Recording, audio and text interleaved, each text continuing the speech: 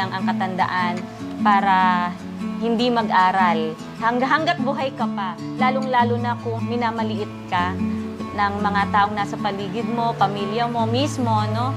Kasi matanda, pwede aaral, huwag kang hihiya. Ako bakit tanda ako, aaral ako.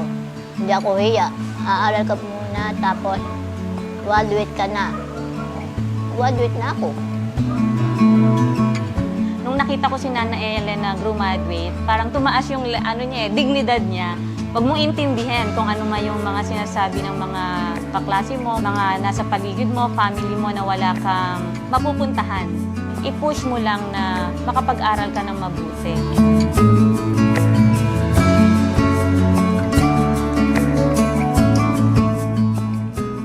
Bali, nakita ko siya sa Talipapa Reyes Street.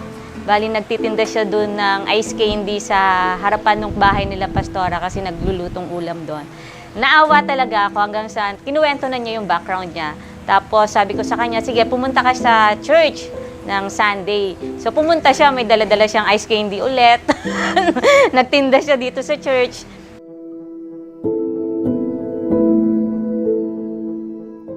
Pagkatapos niya sa school, magtitinda siya hanggang gabi yon. Tapos darating siya na may pasalubong siya sa amin ni Pastora. So hindi siya pabigat pagdating sa mga gastusin. Hindi siya pabigat na inaakala ng ibang tao. Masipag siyang pumasok araw-araw sa school nila sa Marlica. Tapos pag meron siyang assignments, yon, magpapaturo siya sa amin. So tulungan ang bawat isa sa amin para ma-feel din niya na hindi lang ako ang tumutulong sa kanya, kundi yung member ng church.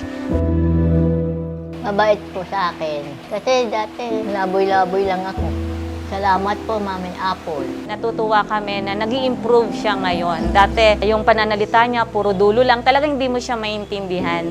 Kahit dun sa mga pinupuntahan niya, marami na daw nagbago kay Nanay Ellen. Walang makakahadlang sa relasyon nating dalawa kahit hindi kita kadugo. Si God ang tunay mong ama, kaibigan mo. So maraming salamat din dahil hindi lang ikaw ang may natututunan sa akin, kundi ako rin mismo. Thank you po, Senator Alan Cayetano, tsaka kay Mayor Lani Cayetano. Kami po na talagang may mga estudyante, talagang nagpapasalamat po kami, lalo na din sa mga kagapay sa scholarships. Inuuna nyo ang Diyos, inuuna nyo ang mga tao na nangangailangan. Ellen Rivera.